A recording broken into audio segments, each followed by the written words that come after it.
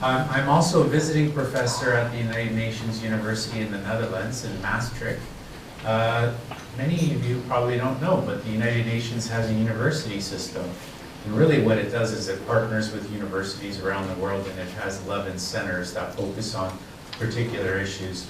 The one in Maastricht is focused on governance. It's not surprising. The Maastricht Accord of 1992 created the European Union, which you might be exiting out of next week. But I'll still be welcome. I have a Canadian passport, so I'm not particular. So what I'm going to be talking about today is really a program of research that I've done with a number of colleagues around the world, in Canada, the United States, New Zealand, and Western Europe, England, Ireland, Scotland, Germany, Sweden, okay, and the Netherlands, of course. So when we talk about international testing, I'll go through some of this very quickly because these are just sort of the boring slides which give you a little bit of background, and then we'll get to the interesting stuff. But just to name what the actual tests are that exist right now, we have Pisa, of course you've heard a lot about, TIMSS, PEARLS, and the International Computer and Information Literacy Study, which is quite new. TIMSS and PEARLS actually predate Pisa. They've been around since 1995. Pisa has been around since 2000, and we'll talk a little bit more about Pisa in the latter stages of the presentation. They're looking at different age groups, so when you talk about TIMSS and PEARLS, we're talking about 9 and 13-year-old students, grades 4 and 8, 9 and 12. It did just, IDEA has a funny way of just not mentioning the age, saying 4th and 8th grade, whereas the OECD says 15-year-olds, right? Because secondary schools around the world start at different points in time. So PISA, as you know, is a triennial survey. We've had 5 cycles of PISA. The next one will take place in 2018. The 2015 results won't be released until this December, so you have a better idea of where Wales stands relative to their UK counterparts as well as the international community. The last bullet on the slide mentions 70 economies. So you can see it's expanding, right? There's more and more economies. Why do we say economies and not countries? Because there are jurisdictions where the results are released at a lower level in terms of, when I mean lower, not at the national level. So Canada, for instance, negotiated with the OECD quite early on to have our results disaggregated and reported at the provincial level, because we have no federal minister of education. If we ever tried to start a federal ministry of education, it would never happen, because the right of education is constitutionally protected, so our results are reported at the national level, but they really skew what Canadian students are doing, because we have some provinces that are achieving above some of the top ranking countries, and then also some provinces that are struggling. So these were the latest results, 2012. 2015 results, once again, will focus on science. If you don't know, PISA devotes 2/3 of the testing time. I'm going to dance a little bit. My daughter's a dancer, so you know she's giving me some tips. So 2/3 of the testing battery is devoted to one domain, one literacy domain, whether it's reading, science, or math. What that means is you really can only do comparisons of that focus area every 9 years, every 3 cycles. You can compare from cycle to cycle, but you have to keep in mind, imagine 2/3 of a test focusing on science and then the other third being split between the other 2 domains. So that could be a limitation as well. PISA is not without its limitations, but we'll get to that. TIMSS and PEARLS, I'm not going to spend too much time on TIMSS and PEARLS. TIMSS is the Trends in International Mathematics Science Study. PEARLS is the Progress in International Reading and Literacy. So one's math, one's literacy. We'll skip over the TIMSS results. Coincidentally, TIMSS and PEARLS will have their assessment in 2016. Who knows how long it will take? It usually takes a year, so you will be hearing about TIMSS and PEARLS. But my guess is come December of this year, you're going to be bombarded with PISA-related stuff. And because all the league tables will come out ranking countries, and of course some people will slap themselves on the back, and then others will point fingers.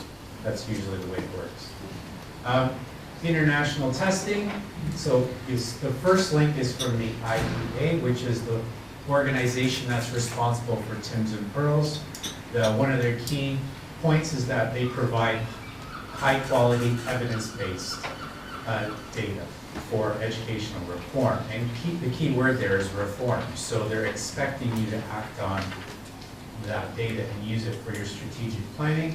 Then you have the OECD, countries and economies. Notice how they said countries and economies, right? So right now, #1 country in the world, it's not a country, it's Shanghai, China, right? So, you know, what does Shanghai, China have to do with Wales? Very little, right? Because the cultural context is so distinct. Now, there's things we can learn from those results, but we also have to keep in mind student populations vary across these different economies and countries. So essentially, they're positive system improvement statements. So what I'm gonna, in the next 2 slides, I'm actually citing some work that was commissioned on behalf of the OECD. It was done by Simon Breakspear. You know Simon? Simon's, I don't know if he's still a doctoral student. He was a doctoral student at Cambridge. But he did some work for the OECD, and he looked at how different countries were using Pisa. Mind you, his report was published in 2012, so he's really looking at 2009 data.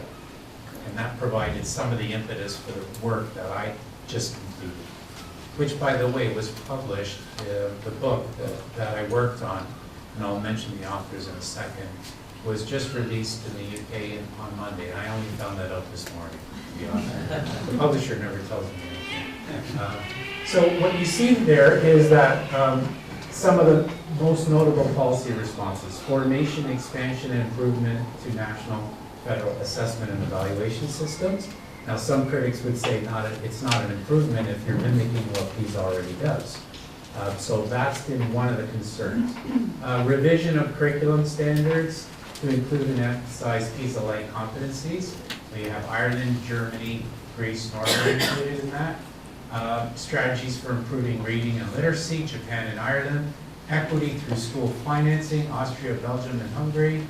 Postponing tracking decisions. I talked about that this morning. The longer you can delay tracking in schools, and what I mean by tracking is putting kids into specialized streams. The longer you can delay that, the more likely you are to have a higher overall achievement. So that's something to think about from a policy perspective. And then, of course, strategies to improve student engagement, promoting competency-based teaching and learning, and then additional resources. So, once again, this is based on almost 10-year-old data, right? So it's quite old. I want to bring you to a very prominent piece that was released in The Guardian last year. Quick show of hands. Has anyone ever seen this piece that was released on The Guardian? The title of it was PISA Damaging Education Worldwide. Hands up, hands up. Okay, so I'm going to try to bring you to it. Oh, there's my tech support's coming down. It's got a funny way of flicking to it because it's not active. The reason why I'm showing you this slide is because I want you to understand that for the most part, the academic community has taken the position that we should not be using PISA for strategic and educational policy reform because of a number of limitations. Okay? So I really wanted to understand actually what was taking place across these countries, because while I support some of the points that are made in the letter, I don't think it necessarily applies across countries. Okay? So I wanted to see actually what was taking place within those different countries, the United States, Canada, New Zealand, England, Ireland, Scotland, the Netherlands, in terms of how were they using policy for their large-scale reform in educational policies. So there's the title. You scroll right to the bottom. The interesting thing about this letter, it was signed by 80 academics. The vast majority come from the US and the United Kingdom, the vast majority. You'll see some familiar names there. It's a little too small for you. But you'll see some familiar names from Cambridge, from Bristol, from University College London, I believe. That letter was reprinted in an issue of Policy Futures in Education, and the list of signatories grew from 80 academics to 130, and it's still expanding as we speak. So I'm giving you this as a background that for the most part, the academic community has really looked at Pisa with a very scrutinizing lens. Okay, thank you.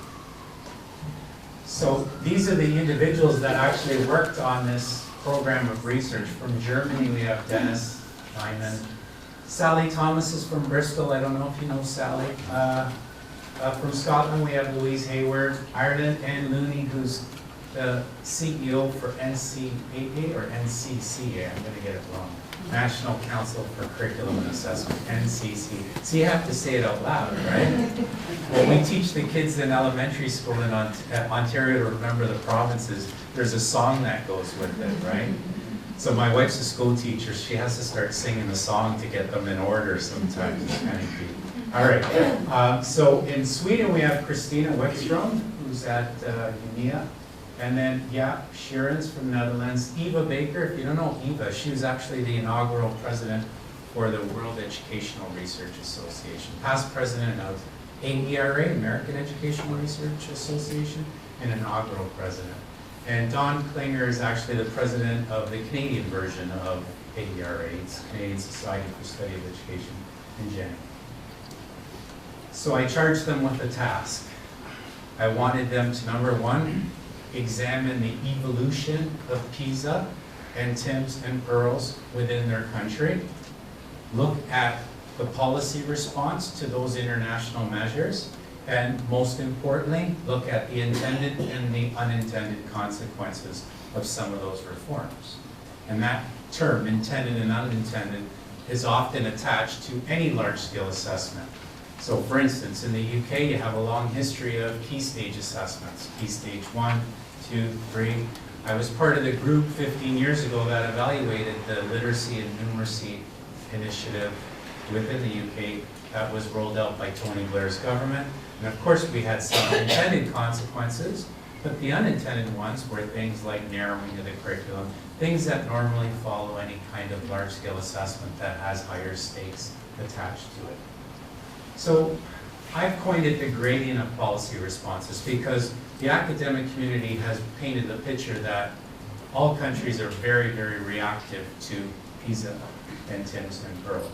But what I found in the research is there's actually a range of policy responses from very low and not reactive to highly reactive. And when you hear the term reactivity, you're automatically thinking it's a bad thing. In some cases, being reactive is a good thing. Right? If your school financing isn't in place and you're quite reactive and you get a specific policy suggesting that you should increase financing to things like special education, then being reactive is a good thing. So I really went into this tabula rasa. I try to have an open mind and really see what took place across these countries. What you do find, though, is that even for the countries that were not initially reactive, the trend across at least Western Europe is towards greater reactivity. And that's something to think about, that once you start using an instrument like PISA for strategic large-scale reform, do you have some safeguards in place so that you can consider other types of data that are just as valuable in terms of your large-scale reform process? None of the countries profiled depicted a nation that was initially very reactive but lost interest. So that's another thing to consider, that once it's embedded within the system, once it becomes part of the policy discourse, it seems to be fully entrenched within that jurisdiction. And that's essentially what the last point says. So let's look at intended and unintended. So here are some of the intended. And by the way, an intended consequence is generally a positive thing, and an unintended one is generally a negative thing. So, I mean, I didn't phrase it that way. I stuck with the established protocol when it comes to looking at the influence of any kind of large-scale assessment measure. So, galvanized public awareness, changed the nature of the national dialogue around education, and in some cases, dramatic shifts. Probably the most significant or reactive country I can think of to date, and it still holds true, is Germany. When the results were communicated to the German government in 2000, what their actual standing was, it provoked, and this term, Pisa shock, actually comes from the German context. Some have argued, and actually a number of people have argued, it's the greatest shift in educational policies that has taken place since the Cold War.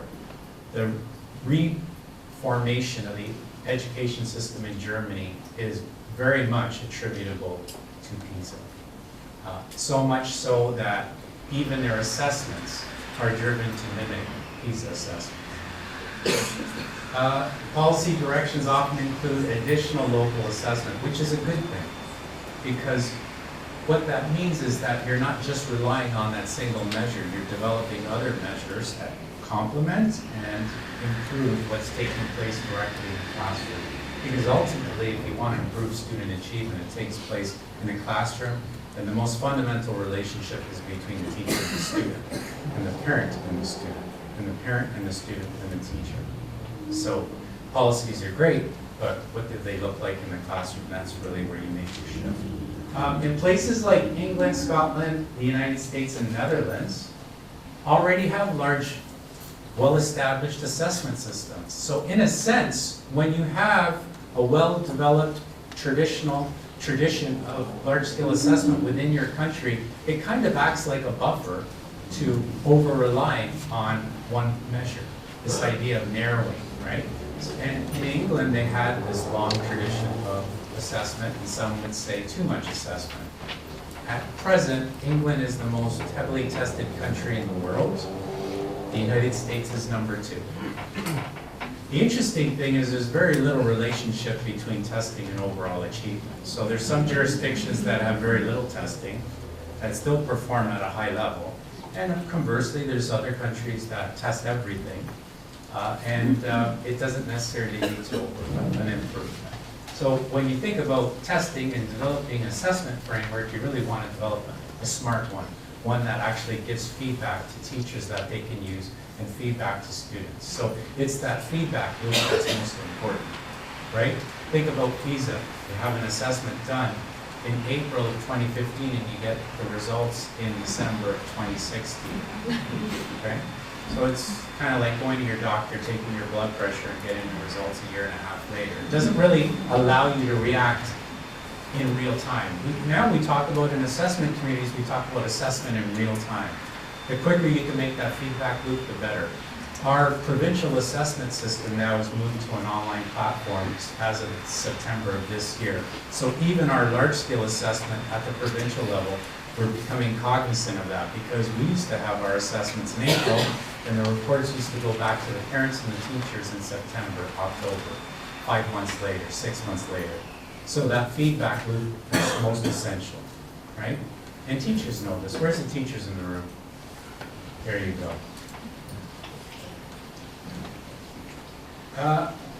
Unintended. So we have some political, this was never meant to be a political science book, but it definitely turned into that in some sections. So in particular, England, the Netherlands, and Sweden, there was a lot of discussion around how politicians had selectively used Pisa results to, in some cases, justify pre-existing decisions. Actually, Japan is probably most guilty of that because they brought in a reform to change their curriculum, but it already predated the release of the Pisa results. The Pisa results were released, and then they used that as a justification for a decision that had made prior to the release of the results. And mind you, I'm not responsible for that research, but I can give you the reference if you want to double check. In some cases, the responses has not been directed at enhancing the educational experiences of all students. What I will say about PISA, something that it's really done quite well, is it really has made governments focus on equity. And what I mean by equity is how well are the top 25% of that student population compared to the bottom 25%.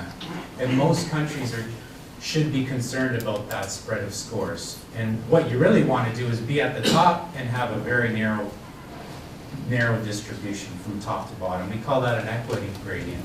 The flatter your gradient, the better you're attending to the different groups within your student population. So a student from a high SES background ideally would perform at the same level as a student who comes from a poor family. And some countries have done a really good job of that, and others have struggled.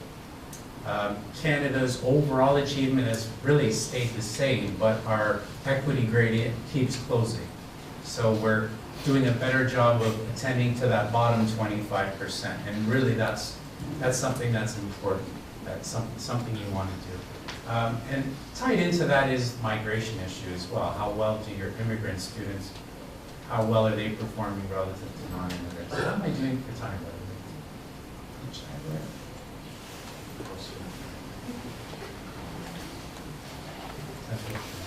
North America, there's usually like clocks everywhere because we're like robots, right? You know, we've gone over. Okay, 10 minutes. And responsibilities for national evaluations have shifted into the hands of the OECD. That was a negative, unintended consequences. Once again, if you don't have a well-developed national assessment system, there's always that opportunity for international benchmarks to come in and fill that void. And they're accomplishing different things. And that's something we need to be aware of. An international benchmark measure is not testing your curriculum. It's testing student competencies in reading literacy, math literacy, and science literacy. But the English assessments, the Canadian assessments, the Dutch assessments are really designed to be curriculum focused.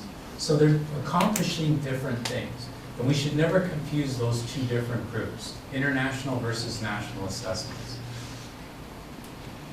And then, of course, we have the ambiguous ones that the jury's still out. I'm not quite sure whether I think it's a positive or a negative, and I think it's very context specific. I can take any one of those points and point to another country outside of the ones that we looked at and say that has been a negative thing or that has been a positive thing. But at least for those jurisdictions we looked at, we're not quite sure. That whole idea of curriculum alignment, right? I mean, curriculum alignment can also mean you're basically developing your curriculum to mimic those competencies that are covered on Pisa. And that will lead to better performance. And certainly there's some cases for that around the world. Of course, detractors would argue that greater alignment is a good thing. Others, including that group and the Guardian, would say it leads to homogenization and convergence. Okay? And then the final point is, it's not necessarily a negative thing. It really depends on the jurisdiction itself. So Sweden and Ireland, the Ireland context is actually an interesting one because they've come to Pisa a little bit late in the game, even though they've always participated, but it never was much fodder for discussion, and now they're starting to see a little bit more pressure because of the release of these profiles that are ranking countries. So they haven't quite figured out exactly what they're going to do. And the last couple of points I wanted to make is the interesting thing is that the academic community has said, for the most part, there's been too much reactivity. And then the OECD released a report, which you'll see in the second bullet, which suggested 550 reforms based on reams and reams and reams of studies, and has said actually in the report that there's a very weak relationship between the proposals that have been advanced by the OECD and the uptake of those. So I guess the message is, it depends which messenger you're talking to in terms of what has been the ultimate impact of PISA. The OECD would probably say it's been too weak, that it needs to be intensified, that those policy recommendations need to be acted on. I've done some work with Jo Ritsen, who is past president of Maastricht University. He's a professorial fellow in the Netherlands, but he was also the Minister of Education in the Netherlands, and I think the longest serving minister in EU history. And he was part of the group that brought PISA into the Netherlands. And he had mentioned that, you know, the rationale behind bringing in PISA into a country is to provide educators and policymakers with the data that they need to be able to make those prudent decisions. Because if there isn't that data, you don't necessarily, you're not making large-scale reforms that are based on evidence. So it was to help bring an evidence-based kind of policy orientation. But the OECD has said that there's been a very weak relationship between those suggestions. By the way, in the EU doesn't make CSRs within England. CSRs are country-specific recommendations. They make them in the other European Union countries, but not within England, and Scotland, and Northern Ireland, and Wales. But other European countries actually get CSRs that are given to them by the EU's office, and some of those CSRs are based directly on Pisa data. So I'm mentioning that because the actual relationship between policy suggestions has been less direct within the United Kingdom than it has been in other parts of the European Union. And I mentioned this to you as well, that the results be released in December 2015. I think one other thing that you need to keep in mind is what the OECD does that's quite helpful is when they actually look at immigrant results, they disaggregate by first-generation immigrant, second-generation immigrant, and you're seeing some interesting trends around the world. There are some countries where first-generation immigrants are actually outperforming their native student population, which brings into question this whole discourse that immigrants are necessarily a hindrance and a burden to an education system. In Canada, almost every province, with the exception of Quebec, our immigrants outperform our native students. In some cases, at a very significant level. 40 points on Pisa, you saw those scaled scores of 500 or whatever. 40 points on Pisa is equivalent to 1 grade level. 39 points is equivalent to 1 grade level. We have some provinces where when you control SES, immigrants are achieving 20 points higher than non-immigrants. Okay? That means they're half a grade level below when you help their SES constant.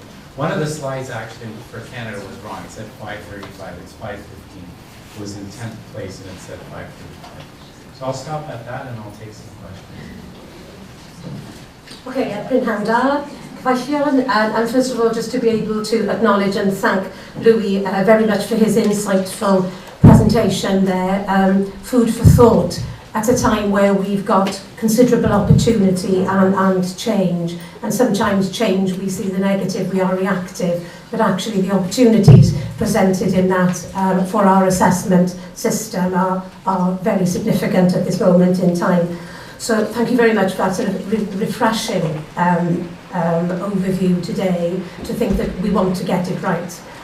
It's the correct time for us now to be thinking about what are we assessing, why are we assessing it, and actually what difference it's going to make to the young people in our care across Wales. So we want to use data and testing in a mindful, intelligent way, with integrity, in a way that fits the context of our children too, and the diversity that we have of the context across Wales. So, and real-time assessments, so that actually we can use it in the way that you described. So thank you very much, Ymatebydd, and thank you also for allowing us the opportunity to ask you questions at the end. And we will watch this space with interest as to where today will take us. So thank you. The next slot is an opportunity within the broad heading of the conference of looking at a self-improving system, school system, and what we're doing at Central South there. I'm not Hannah Woodhouse, who is the Managing Director of Central South Consortium, and it's a shame in one sense that it's not Hannah, because not because I have a burning desire to be Managing Director, but actually Hannah's about 10 years younger than me. So if I could press that button at this moment in time, that would be a lovely tool to have. But in the absence of that, what do I hope to present this afternoon in a short period of time? A little bit of description of what the self-improving school system looks like in Central South. A little bit of reflection of a stock take that we've taken in our region recently, and of course Eston have helped us with that stock take in a helpful way, and also to highlight in the brief of the conference the challenges presented by developing a self-improving system. we can all see what the opportunities might be and the benefits might be, but actually it's only when you start to unpick it and try to put it in reality do we realise the challenges. Melengska, who led and sort of started the work for us in Central South, one of his more common quotes is, it's technically simple and socially complex, and it's only when you get below the surface that you know that we see that that is the case. So, a little bit about, she says, hopefully. So our priorities for Central South Consortium are to build an impactful, sustainable self-improvement system, and just a little of description to start. Those are the four main aspects, the four main pieces, if you like, of what our self-improvement system looks like. It's going to look different in Gwadd, it's going to look different in Eru, it's going to look different in EAS, because we've got a different context. But there may be some similar features. So our approach to this started 2 years ago, and it was very much about changing the architecture of the whole school system for our region. Our approach, it doesn't mean it's the only approach, it doesn't mean that it's the right approach. But the approach that we chose was a bit of a sort of Big Bang theory, if you like, and not tweaking on the edges of a system. And the reasons for that were there was quite a lot of research backing that, in that if we really wanted to change culture and really wanted to change the way in which teachers were working with each other, head teachers were working with each other, then let's really shake it, move it, and make it sound like song. We're going to burst into song or dance for a moment, following Louis' take on dancing. But that really was the kind of magnitude of change that we were hoping for. So some of the elements in the beginning felt maybe risk-taking, maybe a little bit less planned than we've normally dealt with school improvement, but we did have a clear vision of what that was looking like. Four key parts to that, and there's handouts here if you wish them to have them. Probably one of the most important ones, because it involved every school within our region, were SIGs, as we affectionately call them, school improvement groups. And that was probably the first step that really did change the way in which the system was working. 5 local authorities put together hardly ever worked together before, unless you happen to know someone of another local authority. Could we signpost excellence, best practice? So not terribly well, no. So that was part of this. So we threw together, there was some kind of a formula involved, but we put together schools cross-local authority, cross-faith, English medium, Welsh medium, and any other variation that we could in terms of context together. So that, and then the focus of that was for them to come up with the main priorities for a school improvement journey. We gave seed funding to just sort of get that interest in the initial part, and that was the start. So SIGs now within our region are, the engagement at the beginning was very positive, far more positive than we had thought, but of course the danger is turning up, very interesting to listen to what's happening in Dylan's school or in somebody else's school, but it's only sustainable if that actually supports me and helps me back at school, that feeds my school improvement plan, my core purpose of that school. Otherwise that novelty of listening to somebody else wears out quite quickly, really, because head teachers don't have the time to just do something that's quite interesting in a sense, sadly or realistically, but that's the truth. Pathfinder partnerships, they are where they're not unlike the Lead and Emerging package. They are where we've identified green and yellow schools to support with a red or amber school, where there's a particular focus of the way in which they've worked together. Pathfinders are one of the ones that's a really good example of how it's matured as time has gone on, and I'll come back to that in a second. Hubs is the other feature, which we are calling a resource for our system. So instead of programmes coming from a central area, a teacher's centre, if you like, then this is being done by hubs. There's a quality assurance process, application process, and so on. But we're seeing that is a resource for our system, by our system. Peer inquiry is the element where we are getting, and this was entirely new to us as a region, where a group of professionals will go into someone's school. It's not an inspection, but will give a viewpoint of where a school is at a moment in time and point us to lead that school on. And the journey of that has been very interesting, controversial at times, where understandably challenged advisors will say, where's the role for me there? where's quality assurance, how does it fit in with local authority reports, etc, etc, etc. But those are the four main features of our system, and that's led by a strategy group of successful head teachers within the region from the 5 local authorities. And that's been for several reasons. One, to lead, to inform, but also very much to signify that this is a different approach to this is a bottom-up approach and not a top-down approach. So these heads are really leading strategy and making the decisions around that. So a significantly different system from before. Key features of the system, what are we learning as this goes along? How would we describe ours and why are we where we are? We feel, and Aston agreed with us, that it's a very strategic approach to this. It's not tweaking on the edges, it's a whole, let's transform the architecture of our approach. That's what's worked for us. It's got key elements, as I've touched on, for different purposes, depending on the needs of a school. We've got a strong vision that we spend a lot of time communicating with all of our stakeholders so that people can understand what this is about, and that really the core purpose and that wider moral purpose of being concerned about the benefits and concerned about the performance of a school beyond your own school gate. Easily said, but more of a challenge when you're involving governors and so on. How much can you really give from your own school? So we're recognising those tensions. It's the success for each of those areas of the journey that they've taken so far is where it's been an integral part of school improvement plan, not an add-on. And in the beginning, there was an element that some of these people would see it as interesting novelty add-on sort of thing. But as I say, sustainability in terms of school improvement would not deliver that. We have, why has it developed as it has so far? We have extremely strong support and strong governance within the Central South region. We've got very strong support from our directors, from our local authority, from our key stakeholders, assembly members, etc, etc.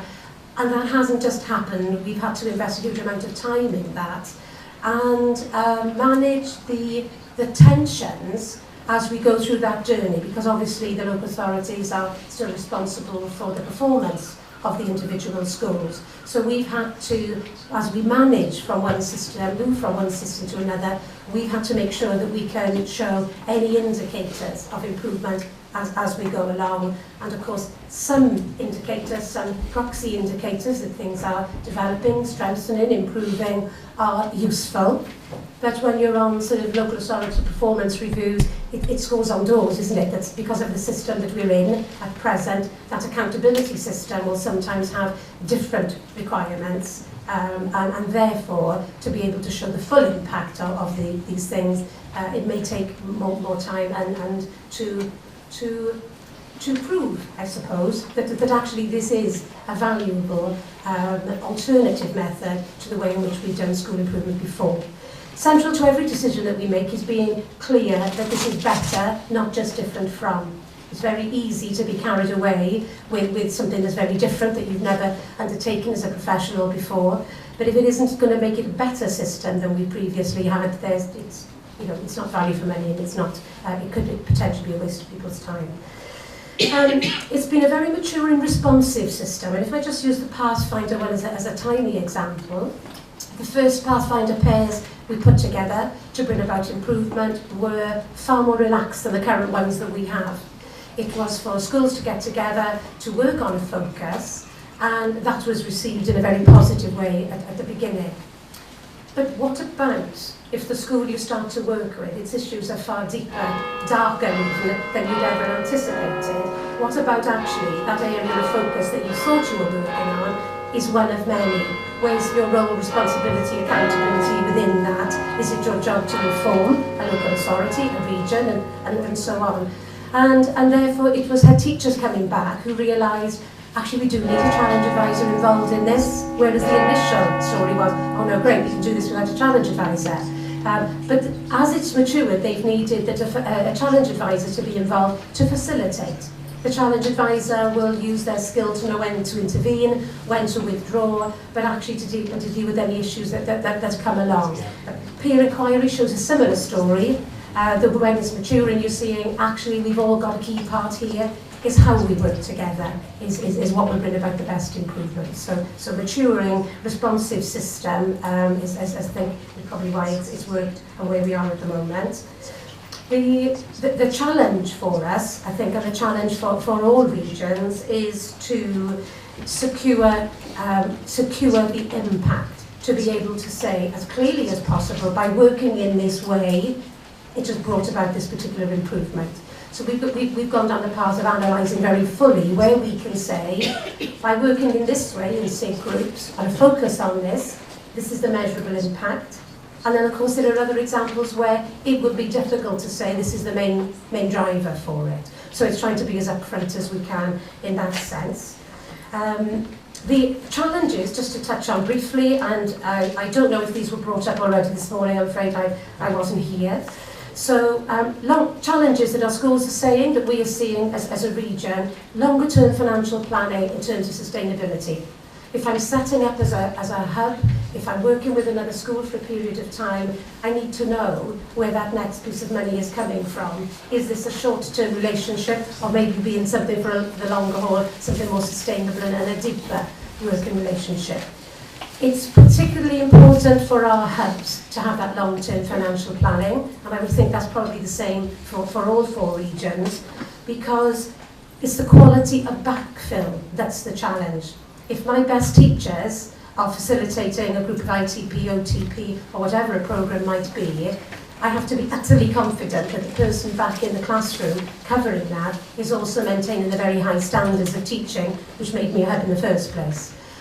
So you don't want to be just able to find the last supply teacher or whatever. You want to be able to appoint someone with a contract so that you're securing the highest quality teacher. So that's one of our issues. The third is the strong system leadership, and recognising it is very different from leading your own school, even leading a federation, to actually taking quite a significant responsibility for developing other head teachers within your region. And that's one of the challenges. So we've worked with another university, another wonderful university, as well as this one. We've purposely had a focus on developing system leadership and what that means, what that looks like, and the kind of skills that are necessary for that. So we're supporting the system there. A further challenge, which would be unsurprising, is how do governors understand this, and getting governors to consider that wider moral purpose of a locality, a region even. Why should they let their best teacher, head, deputy, whoever it might be, to go and support another school, and for them to start to see the benefits of collaborative working? And we're moving along that journey. Have we cracked it completely? No, and I think those challenges will be there for some time, but we're recognising them and sharing successful stories with other governors as to why that might be the case. I think the biggest challenge of all is, within the system that we currently work in terms of accountability and impact, is that we have sufficient time. Do we have sufficient time to show the full potential of a mature self-improvement system and what it can do for the children and teaching in the workforce in our area before something else comes along? We need enough time to show the real benefit of it and without something changing to something else. And therefore, national commitment, as we currently have, to a self-improvement system is really important, and holding our nerve when we feel, believe, can see the benefits that are there, but sometimes it takes a tiny bit longer to be able to get the scores on the doors aspect of it. And I think the link with what Louis said earlier on there, scores on doors are important, but they're one aspect of children's education. Not for my own daughters in school, I would hope that wasn't the only factor for them. And we, all of us, have that opportunity in our hands to influence that, particularly at this moment in time. So I hope that was it was a whistle-stop tour as to what we're doing in our region, and an acknowledgement that actually we're able to share that with other regions and learn from how other regions are working, because there's really good practice in each of those regions, and we feel very strongly that it does have huge potential, but it is, as Melanie would say, technically simple, socially complex. Diolch yn fawr iawn.